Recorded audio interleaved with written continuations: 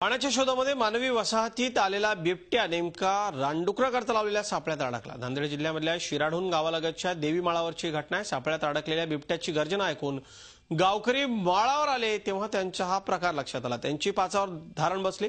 लगोलग one विभाग आणि प्राणीमित्रही गावात दाखल झाले। बिबट्याला बेशुद्ध करण्याचा प्रयोग यापूर्वी नांदेडमध्ये झाला नव्हता, पण प्राणीमित्र प्रसाद शिंदे यांनी धाडस दाखवत बिबट्याच्या जवळ जाऊन बिबट्यावर इंजेक्शनचा मारा केला। प्रसाद शिंदे यांच्या पहिल्याच प्रयत्नात अगदी निशाणावर इंजेक्शन लागलं आणि बिबट्या बेशुद्ध झाला। त्यानंतर बिबट्याच्या पायातला फास काढण्यात आला। पायात फास अडकल्याने बिबट्याच्या पायाला जखम झाली होती, मात्र ही जखम गंभीर नाहीये। शुद्धीवर येताच बिबट्या जंगलात पळून गेला।